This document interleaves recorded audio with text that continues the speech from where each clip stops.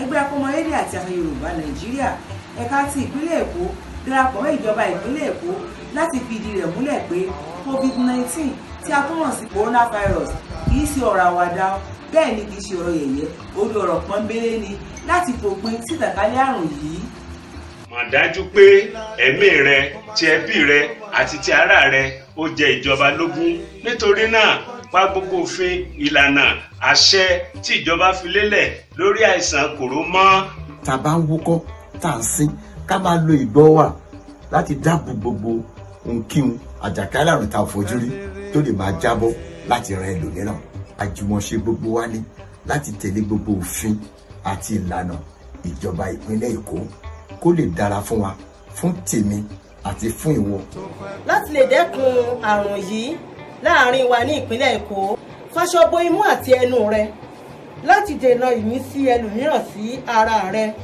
Tẹ̀lé òfin tí ìjọba àti àwọn ìlànà tí àwọn òṣìṣẹ́ ètò ìlera fi lélẹ̀.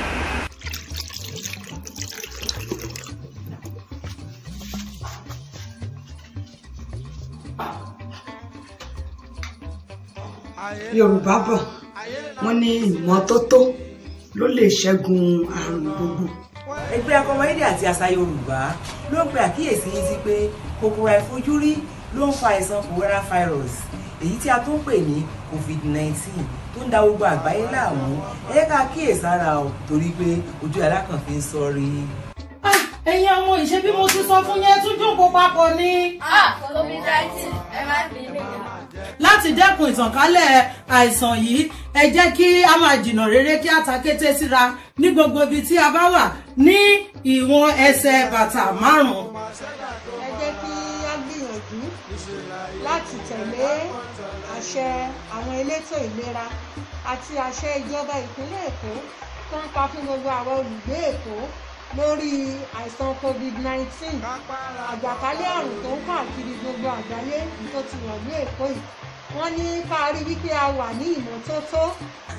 Jókòó sílé rẹ, má máa rìn káàkiri, má fọwọ́ pajú, má fọwọ́ romi.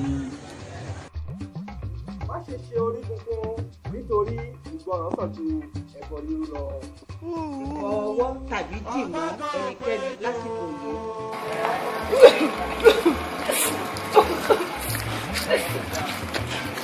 Jìnnà sí ẹni tó ń wúkọ́ tàbí sín léraléra. Ẹgbẹ́ akọ́mọlédè àti àṣà Yorùbá ló ń kì wá nílọ̀ pé Yorùbá bọ̀ wọ́n ní kójú má rí bí gbogbo ara lògbò lórí kòkòrò àìfojúrí èyí tí ń fa àrùn coronavirus tí ń jà rìnrìn káàkiri gbogbo àgbáyé báyìí tí àdàpè rẹ̀ ń jẹ́ COVID-19 èyí ṣe pàtàkì fún wa lọ́pọ̀lọpọ̀. Má ṣe gbàlejò ní àsìkò yìí, jìnnà rere tí gbogbo nǹkan tí ìjọba ní kí o má ṣe. Àbọ̀rọ̀ máa ń sọ fọmọlúwàbí tó bá dé inú rẹ̀ àdìtì. má ṣe gbé ìròyìn tí kìí ṣe òtítọ́ kiri lórí ọ̀rọ̀ COVID-19. a gbàdúrà torí akóbá dẹ́kun àrùn COVID-19 ní orílẹ̀ Nàìjíríà àti ní gbogbo àgbáyé.